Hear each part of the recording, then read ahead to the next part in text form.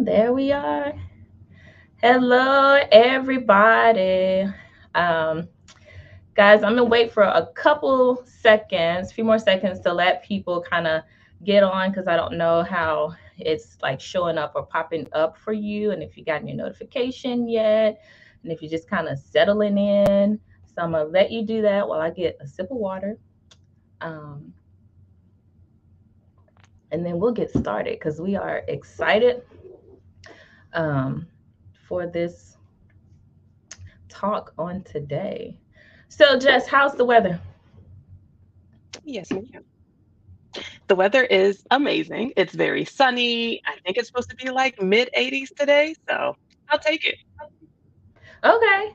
Yeah, I think I'm trying to think here. It's like it's supposed to get up to the mid 80s, but it started like 70s or something. Hmm. Um, so it's like, okay. But actually, I think it was cooler than that. When we got up, Yeah, it was like 60s, maybe, or like that's not 60s. so bad. Yeah. So, but it's supposed to get up to, and it'll be a true 80 once. I'm always cold, so I'm here for the heat. So just I'm waiting for it, anxiously awaiting these 90-degree days. Can't I wait. know, but not too hot, right?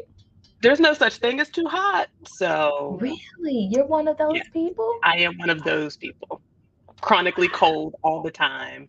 No real reason. Not anemic, not low iron, just colder, I guess. Just colder. So, mhm. Huh. So there's not too hot. There's a too hot for me. There is a too hot for me. So I wish I could say there's not a too hot. There is a too hot, but I'd rather be warm than cold. So True. that's true.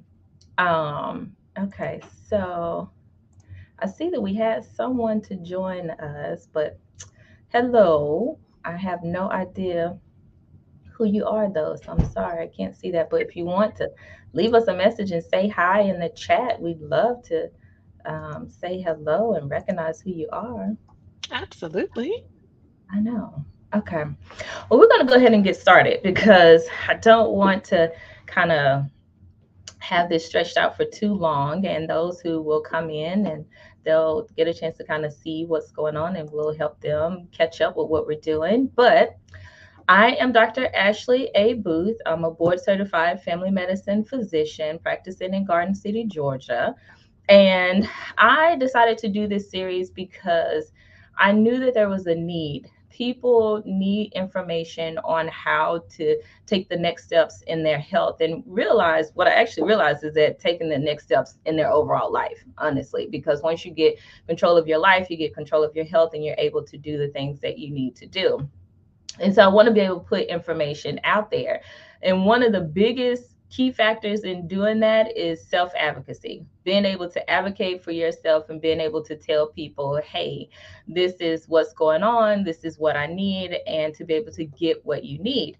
So today I have joining me Jessica Wilson, who's also known as Jess the IE.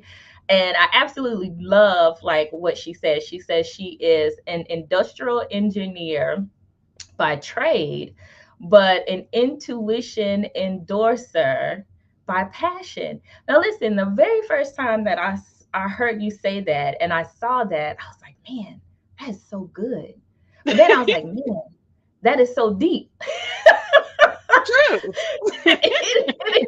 And like it took me a second to fully like understand and let it kind of settle with me and kind of understand like what you were really saying. And I was like, man, that is like so good.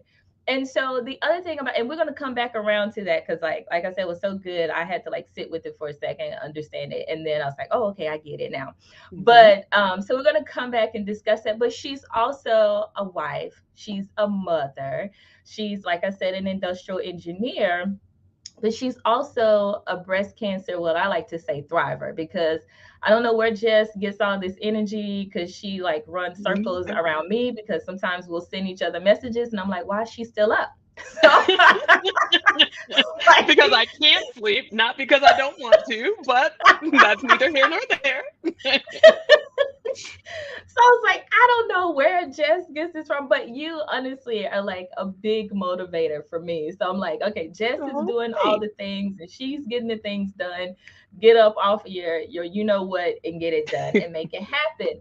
And so because of that, I'm just like so honored and so blessed, and I'm so thankful that you decided to join us today, because she's a self advocacy coach. So circling back around to that, like, what does that mean to be like an intuition endorser?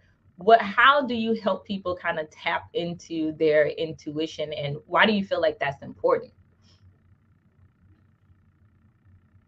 Well, as a self advocacy coach, the three main areas that I tend to coach people around are the medical space, employment space, and personal relationship space. And woven throughout each of those, you pretty much have to know yourself and trust that you know yourself best. And in knowing yourself best, we always are told to listen to your gut, listen to your intuition, listen to that little nagging feeling in the back of your mind that says, mm, I don't know. I don't quite know if this is 100% right or wrong, but maybe I need to pull this thread a little bit further. Maybe I need to speak up. Maybe I need to say something. Maybe I need to listen to that gut feeling that I have and kind of follow that along the journey of life versus just listening to folks tell me what they think is best for me. Okay. So it's not just one part. Like you feel like, and that, what I like is that you're focusing on like several different areas, because Hmm. it's not just like one part. And that's when I look at a patient, I look at all the parts. You may be coming in because of headache, but is it headache because you're stressed at work? And so now Right. we need to kind of talk about what's going on at work. And so I like that you help them look at that part of themselves. So you're saying, okay, you're at work, something's going on, and maybe this is a point where you need to speak up for yourself. So how do you walk Right. people If you're right? unhappy with how things are going, how do you mention that to your boss? How do you request that more challenging work? How do you set that boundary with your mom or your child or your sibling? All these things kind of weave together because very rarely is it just one area of someone's life that's kind of needing a little bit of work. There tends to be kind of a common theme that is woven throughout. So then how do you kind of walk people through that? Because you say you have to know yourself, right?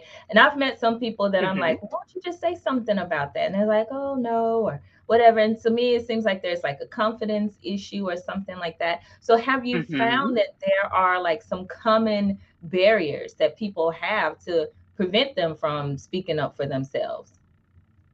Yes, there tend to be two common ones. One is a lack of confidence in general. Sometimes folks have an easier time speaking to or relating to someone that looks like them or sounds like them or has similar backgrounds, but kind of shies away when someone's different. Or maybe they just don't have that confidence overall. Maybe they weren't poured into as children and they don't really have that sense of what I say matters, and it's okay if I say some things that ruffle some feathers as long as, we are all working toward the common good. Maybe they don't have that sort of understanding. So it could be the general overall lack of confidence, or it can also be a fear of speaking up toward authority figures. I know that as a woman and as a person of color growing up, we're often told, we have to listen to the police officers and do what they say so that we don't have any sort of negative encounter with them. The doctor must be right. They've went to school. They have all the Mhm. answers. Let's just do what they say and just, you know what I mean? We're kind of raised with that. If they're an authority figure, we just almost blindly follow them in a sense. Whereas when I work with folks, it's kind of retraining the brain to say, yes, this person is an authority figure. Yes, they had the training, the years of experience, but you're also an authority figure over your own life. So how do you Mm. want this to go? It can go how they see fit, or you can actually play a more active role in it. So once folks kind of understand that, yeah, how things are going isn't quite how I like it, and accept the fact that they do play a big part in how their lives play out, and you can see the light bulb click and then success. And then it's like snowball effect. Small wins build up, and now night and day personalities, night and day people. Man, that's good. Like how you say, like that you're able to help them see that portion, because, and like you said, you are an authority figure over yourself. And Right. I don't think people really see that. You see the authority figure that, like you said, certain people are in certain places, Hmm. but you may not fully understand or fully believe that you are an authority figure over yourself. And that's why I tell a lot of patients too. I said, listen, this is your body. Hmm. I am here to guide you and to show you what's going on with it. These are your different options. But at the end of the day, it's your body. And then at some point that you don't feel comfortable with this or whatever is going on, it's your body. It's your life. You get to say no. You get to say stop. You get to say, I don't want to do this anymore. Or you get to say, you know what, I Right. actually do want to try that. I actually do want to go ahead and do that. But it's you have the authority because it's over you. So I like that. So how do you, Absolutely. yeah, do you feel like people are just like lacking confidence, or maybe it's even like a self-awareness, they're just not aware of what's going on and what they're lacking, or what do you think? I think that each person, of course, is always different. I think that confidence and almost a fear of being labeled or being viewed as difficult, whether you're setting that boundary Mm, with the doctor, now you're the difficult patient, or speaking up to your boss, now you're the difficult employee, or even just setting that boundary with the family member, now you're just making things difficult or not being go with the flow or being picky. And so sometimes we're our own worst critics. Sometimes we're not yeah. receiving that actually verbally from the outside, but sometimes it's that negative self talk. So I think with a lot of boundary setting and self advocacy, a lot of the work starts being internal work. And then once you can figure out who you are, identify, okay, this may be a trigger for me. Speaking up to a man in a position of power may be a trigger for me. All right, all is not lost. What can we do to kind of have a workaround for you? Is there any people that you trust at work? Is there someone that you can bring to the doctor's appointment with you? So just because maybe speaking up directly is a challenge for you, let's not let that get you dismayed. Let's find ways to make it work. Mm, okay. I like that because you're right. There are certain triggers that you may not even be aware Hmm. is a trigger. So once you are now aware, okay, this is the reason why I don't speak up, because I have an issue with men, and this issue with men stems back to whatever. So now that Hmm. we're starting to get to the root of some of these things, then we can now get into a way of being able to kind of take care of yourself and stand up. Like I like to say, stand up for yourself. Essentially, I mean, I know it's Absolutely. self advocacy, but I like to like just lay it out and make it simple, make it plain. It's essentially kind of like standing up for yourself and doing what you feel like is best for you. So then tell me, how did you get into this? How did you like, did you just wake up and say, oh, I'm self advocacy, that's how it works, this is what I'm gonna do? Or did you say Not quite. not quite. Okay. Did someone like did you have the experience where a lot of people were asking you your opinion on something? You say, "Oh, let me kind of help this out," or someone say, "Oh, Jess is really good at this," or whatever. Like, how did you get into this and doing this? So throughout my life, I've kind of been a person that can get things done.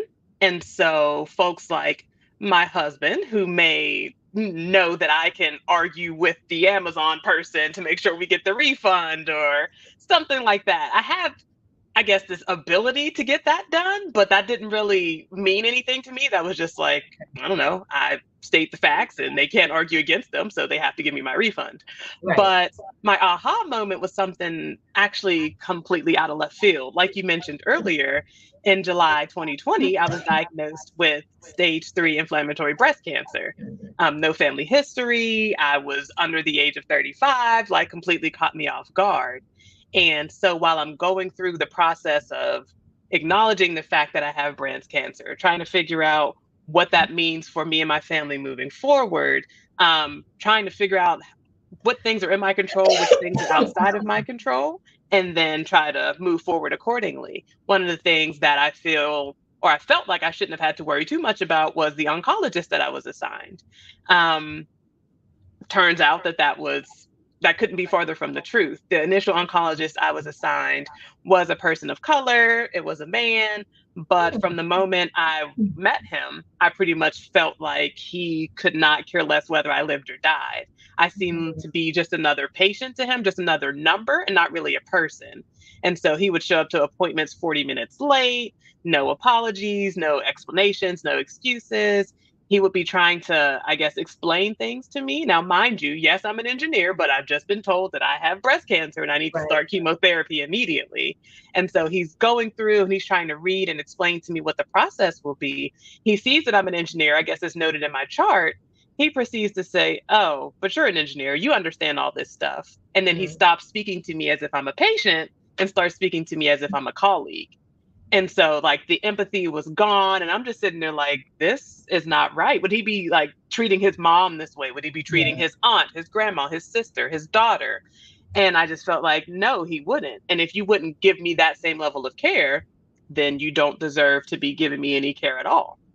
And so at that Mhm. moment, I started to think, how many people that look like me, how many people that are women, that are people of color, that may be socioeconomic minorities, how many people are pretty much dying because they're not getting the level of care that they deserve, because they don't know that they can, that they should, that they're able to speak up.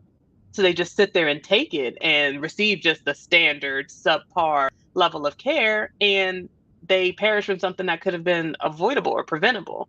And so, to make sure I'm putting my money where my mouth is, I spoke up to literally anyone and everyone who would listen.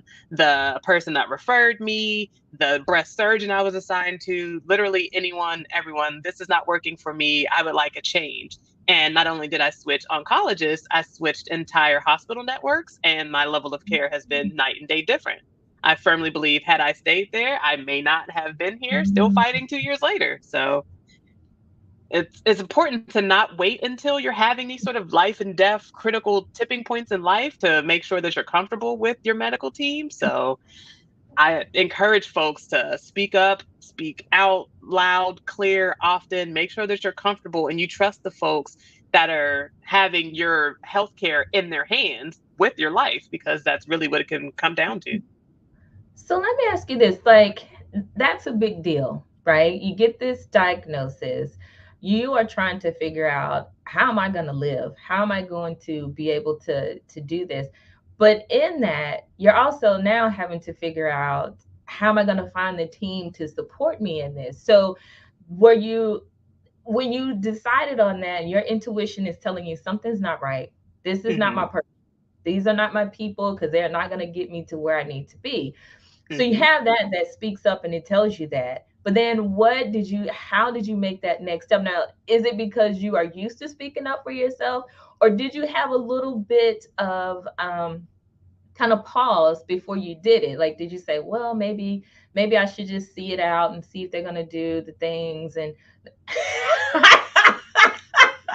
I like to think of self advocacy as a muscle, and I feel like I've exercised that muscle enough over the years that if you're telling me my life hangs in the balance, I'm not sticking anything out. No, sir, no, ma'am. So my first step was to speak to my gynecologist, because he was actually the person that referred me to go get the mammogram and the breast ultrasound and things like that, because I had mentioned to him during my annual, like, I think one of my breasts is starting to look a little different than the other. I think it's getting a little bit bigger. And he's like, well, you do have breast fibroids, so one of them could be changing, but let's go ahead and get these scans done. Let's get these tests done, just, yeah. put our minds at ease. And let me say this quick tangent: you need a doctor that's willing to do that for you. Even if Mhm. you both are kind of like, yeah, it might be nothing, let them Right, prove to you that it's nothing. Don't let right. them just dismiss your initial thought as, oh, you're a hypochondriac. Oh, you're just making stuff up. It's all in your head, because chances are it's not. And so, Mm. back to the story, seeing as though he was the person that kind of initiated all of this, and I've had the relationship with him the longest, I reached out to him and said, hey, Dr. E, this isn't working for me. This is what I'm experiencing. And he and I have such a great relationship that he is saying, if you want, I can initiate a transfer for you to a total Mm. different hospital network. So a doctor within the network is even willing to transfer me outside of it. And that's how I knew that he values me and my life versus which insurance company is going to pay which out of pocket. It's like he didn't care about any of that. It was, where can I go to get the best treatment in his eyes? And he sent me to where he would send himself. And that's how I knew that he's a doctor I'm going to stick with. And I could pretty much trust and take a deep breath that whoever he's going to refer me to is probably going to be of the same standard as him. Okay, see that's a good thing because you didn't. So that person was your person because Mm-hmm. they listened to you, they understood what you said, they didn't give you pushback, and then they say, okay, let's see where else we can take you, where else can you Mm-hmm. go? So that's really important, and that's what I also tell patients too. I said, listen, sometimes it takes a while before you find your person. For you, the good thing is the person who initiated all of this, you had that good relationship with them, so you were able to get what you needed. But sometimes people, their first person may not be the person. It's like it just so happened that they found this thing, and so now you guys kind of have to figure out how you're going to navigate this whole situation. But even if that's the case, and Mm-hmm. you, like you said, if you get the pushback and they're like, well, maybe it's not this, or maybe it's totally fine, to still say, okay, you know what, to make me feel at ease, maybe we should do a little bit of some Mm-hmm. additional testing to make sure everything is Mm-hmm. okay. And if you don't find that that person is listening to you, I'm always under the notion of we can always get a second opinion. We can Always. always get a second opinion. That's always because someone else may think something, just they might see something that's unique in your chart that says, huh, I've seen this before, I've heard of this before, this is what could be going on, let's go down this route, right? So Exactly. so I am like so happy that you had someone who listened and they say, okay, this is what we're gonna do. So how has that, so once you transition over to the new place and talk to those people, then you felt like they were more receptive of what you needed? It was night and day, Mm, just difference. Whenever I started with the first oncologist in the first hospital network, one thing that keeps like replaying in my mind is how many times he used the phrase standard course of care. mhm, Like he was not trying to think outside of the box. He was not trying to do anything. Regardless of the fact of how young I am, I don't have this family history. I have stage 3 inflammatory breast cancer, which is very aggressive. And there are only 4 stages of cancer, technically. He just mm, seemed to be like, yeah, we're just going to go in with this chemo. You'll do that for 4, you'll do this for 6, and then we'll take it from there. And it's like, maybe what I have isn't standard. I need you to know the standard, of course. But if something were to go off the track of your standard train, what would you do then? Versus where I am now, I walk in, I see the surgeon, the first words out of his mouth are, "You're entirely too young to be here." He mm, immediately empathized with me from the moment I walked in the mm, door.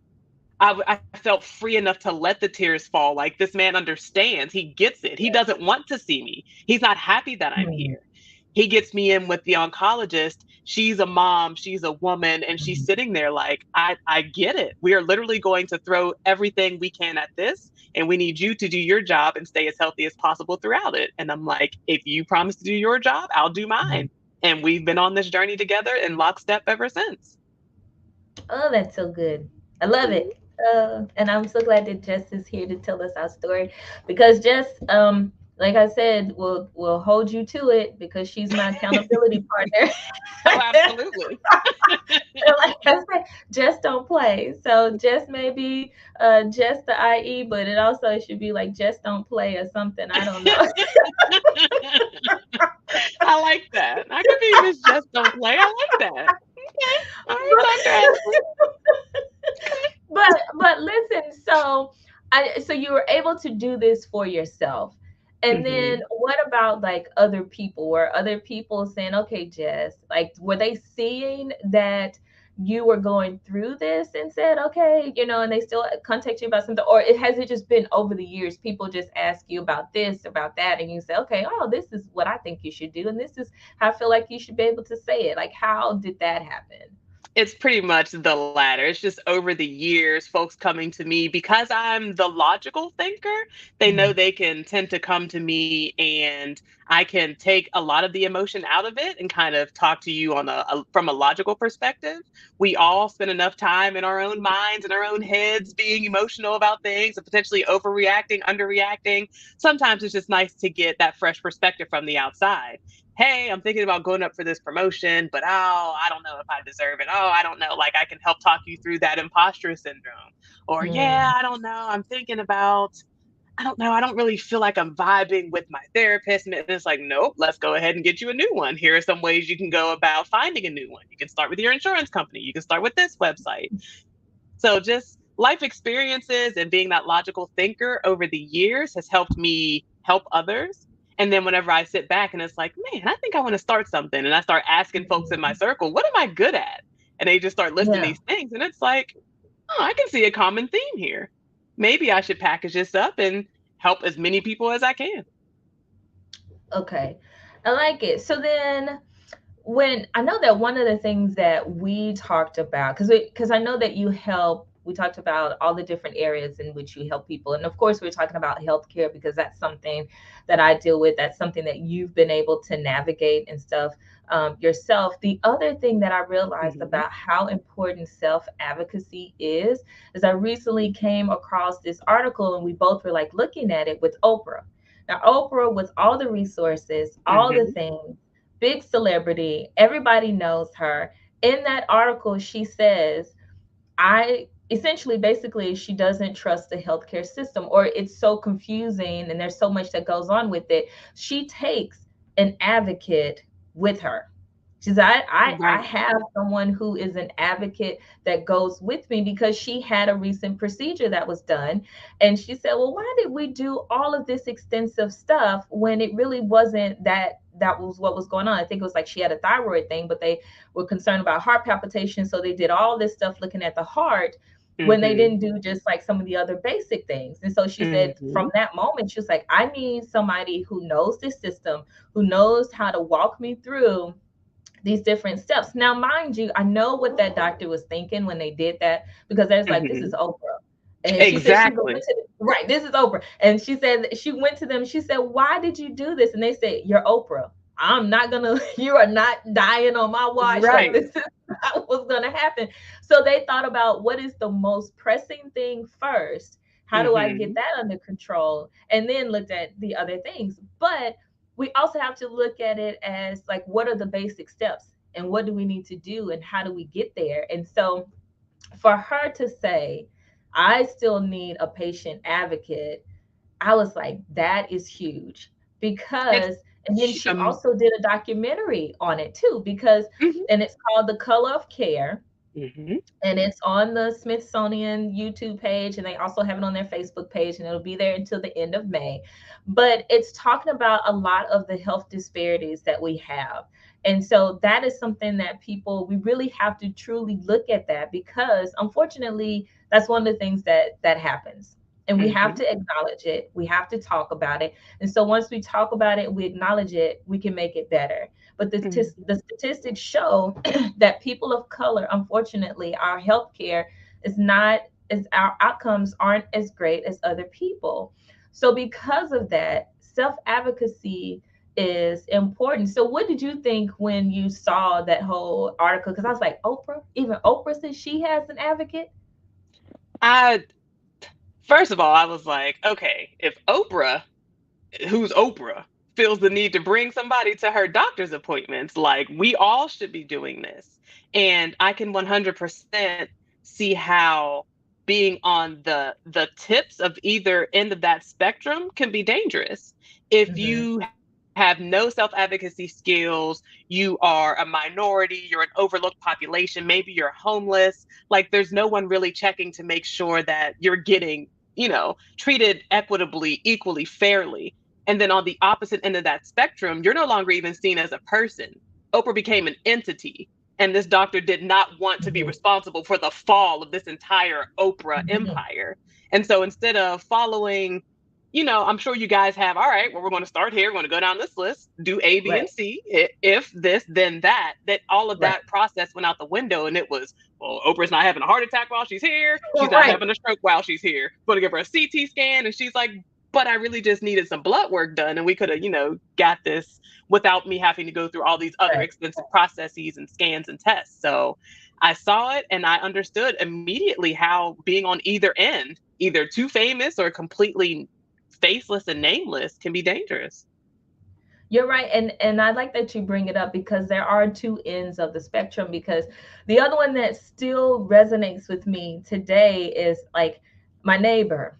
My neighbor doesn't really have any family here, and he told me, he Mm-hmm. said something is going on with my ankle. It's like it is really, really, it's so painful. I can't walk on it. So, well, you need to go ahead, see if you can get in with your PCP. He could not. So go to the ER and see if you can get some help. So he goes, and I said, because of how painful it is, I'm thinking like, what's the top most concerning thing that it could be? I said, I think it's a blood clot. Let them know that that's what I'm thinking about. And he says, okay. He gets there. They do like, some labs and stuff like that. I said, no, we think it's more gout. Well, I couldn't question that because I wasn't there. I'm not sure what he told him. So he gets that diagnosis. I said, well, it potentially could be that too. That was on my list. So he comes home and he takes the medicine. A week goes by. He is still in significant pain. I said, something's not right. It's like, you got to go back. And so, and how he has to get there is by EMS because he can't drive himself there. He doesn't have family to take him there. So EMS comes to the house again and they take him. So he thinks they're going to keep me. So he takes his stuff because he thinks he's going to stay. He goes, and sure enough, they find a blood clot. Okay, great. So but they didn't keep him. They gave him some medicine. And I said, okay, but he got the treatment that he needed. So I thought at the time. Another week goes by. He's in significant pain. I said, no, we should be over this by now. Like, this should not still be happening. And I know him, and I know that he's not like a pain seeker. He's not a frequent flyer in the hospital, anything like. So I was like, this is serious. I know that's serious. So I told him again, I said, you have to go back again. He didn't want to go. He was very hesitant, did not want to go. It's like, I need you to go. And so he took my word and he called EMS up again. EMS shows up to his house and they say, we don't think you should, you sure you in that much pain? You probably can just stay here because we've been here. Because essentially they've been there already 2 times. Mm-hmm. They've been there 2 times. So now he's looking like a frequent flyer. So they say, Mm-hmm. you sure you want to go? Thankfully, my husband was there and spoke up for him and said, yes. And if they feel like he doesn't need to be here, then they will send him home. But, and that resonated to me because in that documentary, when Oprah was talking, she was talking about these COVID patients and how they Mm-hmm. went and were persistent and kept going to the hospital and kept going to the hospital. And then they said, they tried to speak up for themselves. No one was listening. And unfortunately, these people were dying. They were dying at home, or they were dying alone in the hospital, and their families didn't know about it. And I was like, this is what happens when you don't have anybody to advocate for you. And so I Mm-hmm. told him, I said, when you go this third time, if they try to discharge you, you call me, because now I know I'm going to have to be the one to speak for Mm-hmm. you, because I need to talk to someone to see, what did you guys do? What do you think this is? Kind of, where are we? Because, and explain to them who you are as a person, for them to be able to Mm-hmm. see he's not just a frequent flyer. He's not just somebody who's coming in here trying to get pain medicine or anything like that. He's a person who has a real concern. And I'm a physician and I know that this is serious. You know what I'm saying? Like, Mm-hmm. but I was like, that's what I was going to have to do. So a few hours go by. We didn't hear from him. We were kind of nervous. We said, okay, did Right. they send him home or is he coming back? But they finally admitted him, and come to find out, he was in the hospital for almost 2 weeks because they looked at the leg again more extensively and actually were confused. They didn't know what was going on with it or why, what it was happening, or what, like, it took a lot of investigation. It's a serious deal if you're in the hospital for 2 weeks, because Mm-hmm. they try to get you in. And They try to out. get you in and out. Them beds got to turn over now. In and out. In and out. So that tells you how serious this was But unfortunately, it was kind of like, oh, well, maybe not. Let's send him home. Let's see what happens. But I had to be persistent with him to help Mm-hmm. him say, okay, this is what's going on. And so I feel like that is also something. And I know him and I know his personality, and his personality is to be a little bit more laid back. Well, maybe it's not Mm-hmm. that serious. Maybe I can just Mm-hmm. deal with this pain. Maybe, Mm-hmm. patients or clients probably come to you and say, well, maybe I shouldn't ask for that raise. Maybe this Mm-hmm. isn't the time for me to do that. Maybe I need to do a few more things and prove to them, and they'll just see it. Those sorts of things, because, again, it's like what you said, confidence and stuff too, Mm-hmm. right? Mm-hmm. So I feel like that's are those things that people are coming to you to kind of say, how do you help guide me through this? Like, how do I build my confidence to be able to speak up, and so you can say for yourself, no, no, I'm not leaving here until we get this resolved, because like it was 3 weeks. Right. Three And weeks. absolutely, folks are coming because they know that they want something to change, but sometimes it's Mm, just getting that first step. What is the first thing I can do? And sometimes mm, folks just need a couple of sessions and they're good to go. Sometimes folks need a little bit more intensive work as they're going through something. Maybe they want me to hold their hand while they're going through. If you want me to be your patient advocate, by all means, I can do that for you as well.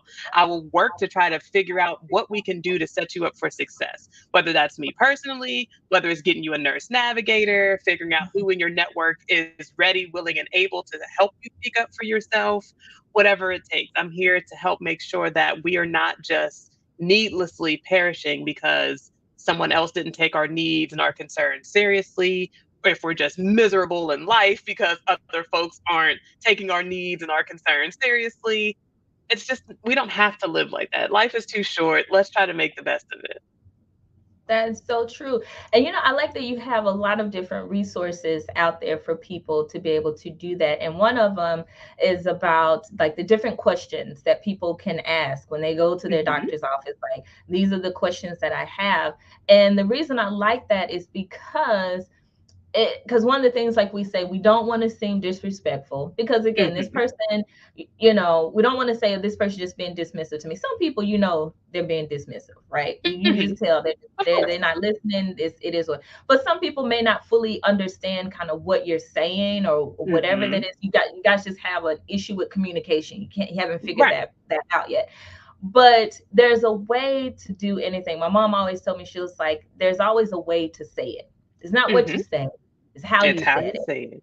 It's how I you heard say that it, a right? few times growing up. Oh, a few times. But yes.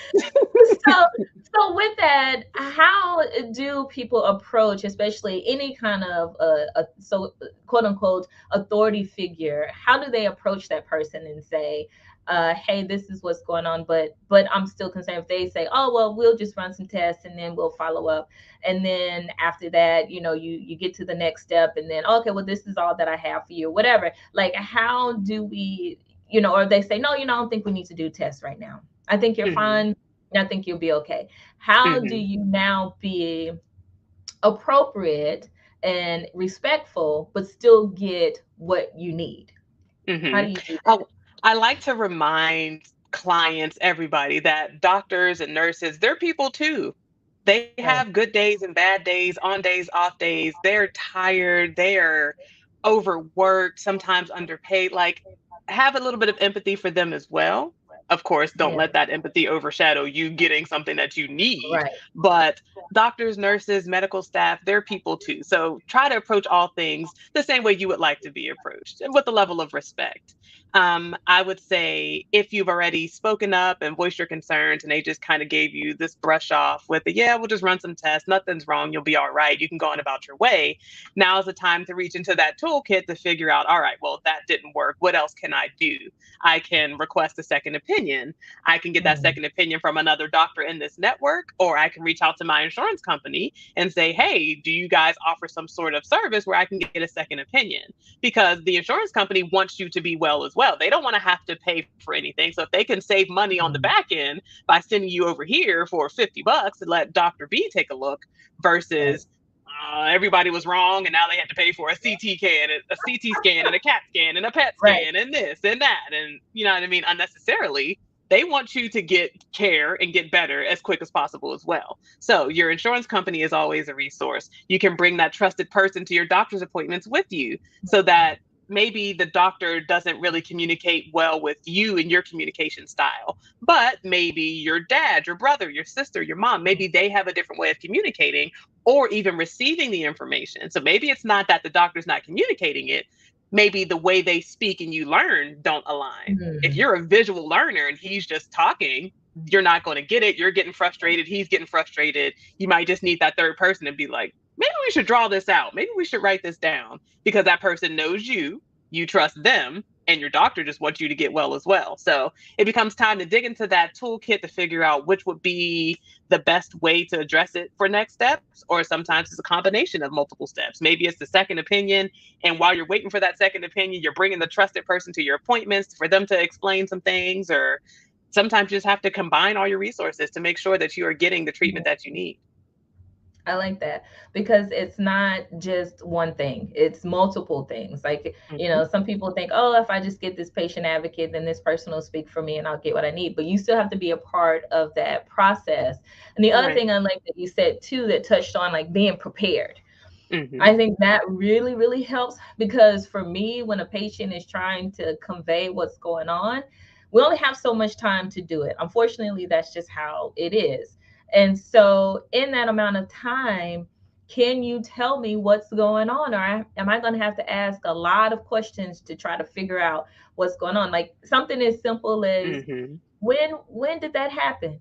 I get it's been a minute. I don't know if that's a southern thing or what, but I always get it's been a minute. And I'm like, so is a minute a week? Is it 2 days? Literally, Right. or Right. So if you at least come letting us know like when some of your symptoms started, what happened, all of these things that kind of helps hmm us to understand what's going on with you. And like you said, having somebody who writes that information down for you. Like I remember going to my mom is she's the first advocate that I've ever known. She hmm will advocate for whoever, however, when she will speak up. hmm She and she taught us to speak up. And I was like super shy. I was a super shy kid. I would cry all the time. If somebody looked at me wrong, Oh. I would cry. And she was like, what in the world? Like, no, we are going to make you like the super speaker or whatever. So, anyways, like, but she had her moment where she was vulnerable.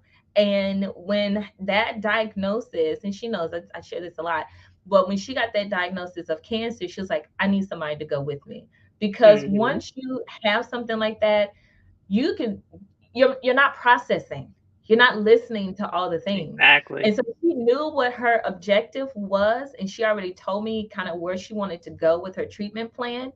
But she was like, I need you to go with me to this appointment because although she had all of that and she knew what she wanted, because it was such a weight around all of that and everything that went along with it, she wanted to make sure that that information got out with her, right? And then even when they Hmm. talked about how they were going to do her treatments, like she thought she understood it and she said this is what they said, and I was like, so she was like, you go with me. So then that's when I sat down with the nurse and we wrote it out and said, okay, she's gonna do it Hmm. like this and da da da da. So then when we left, she heard everything. She heard everything that happened in that visit, but she didn't comprehend it and fully understand it until like we got home, she got Right. settled, we were able to sit down and fully process it. So I fully agree. And if you can't have someone to go with you, I've even told them like sometimes I had to just be on speaker. And so you can ask your provider, hey, do you mind if I put this person on speaker? Because this is my person, and I know this person Hmm. will understand. Like I get men who do it all the time. Hold Oh, of on, let me course. get my wife. Let me put my Of wife on the course. I hate to do the men like that, but they do. There's more men than women, but they always say, "Let me get my wife on the phone. She can tell you what happened. She can tell you why I do this." And I was like, "Okay, I'm gonna talk to your wife, and then after this, you and I are gonna have a discussion about why Right. you need to know, kind of what's going on with yourself." Hmm. But that is one of the things that I feel like people need to know. Like there are multiple facets to patient Hmm. advocacy. there are multiple different or advocacy period, like in your life. Like you might need to have that person to just sometimes just having that person there to support you, to just say, I'm here. And sometimes that makes you feel relaxed. Like you said, when that doctor came in and said what he said, that makes you feel seen. And you said, okay, I Right. can, like, I know that I'm in the right place and I'm going to get what I need. And you are like already able to relax and say what you need to say. So Absolutely. I think that's important. Tell us some of the other things that you have, because the one of the ones that I know about is the 21 questions. Now I'm gonna tell people I love that, but don't think that you can get through all 21 questions in your No. This is okay, not tell them, ask Jess. 21 of these in this appointment. This is pick and choose from here the questions that best suit you during your doctor's appointment. If you have no clue what to ask or you need something to kind of get the conversation going, I provide 21 different questions that you can ask, as well as Dr. Ashley alluded to earlier, some tips and tricks on things that you can say when the two of you don't agree. So, how you can respectfully, push back and ask for that second opinion, or ask them to explain something to you again, or help you understand why they want to do A and not B. Have them Mm, pretty much have you become a partner on that journey and not just a patient that just blindly follows whatever they prescribe. okay. And before we go, I want, why do you feel like, because to me, I feel like self advocacy is like the ultimate self care. Because one of the biggest things that people are talking about these days is self care. And they say, oh, it's a massage. Oh, it's, taking long bubble baths. Oh, it's getting my nails done, which I'm not against any of that. I think, we have different parts of us that make us feel great about ourselves. And so we do need to do that. But why do you feel like self advocacy is a part of self appreciation and self care? Well, at the heart and at the root of self advocacy is effective boundary making. Once you're Mm, effective at setting mm, those boundaries, it's pretty much like giving yourself a hug. You have designated this as a safe space. So no one can come inside this tiny little square. This is where Jessica hugs Jessica. And this is where I don't need any sort of the negativity or the stresses of other people kind of making its way and creeping into my little self advocacy bubble. So to me, self advocacy is self appreciation because I'm effectively setting that boundary and enforcing it. mm, It allows me to give myself a hug and be with myself in this space and just kind of leave the outside world where they are for just a little bit longer. If I can speak up for myself, I can protect that vulnerable Jessica, that the Jessica that can just take the deep breath and just relax. I can protect her if I speak mm. up for myself in general. Folks will know where they stand, they know what they can and can't do. Life becomes a lot less stressful. It becomes a life that I enjoy living versus a life that's happening to me. Okay.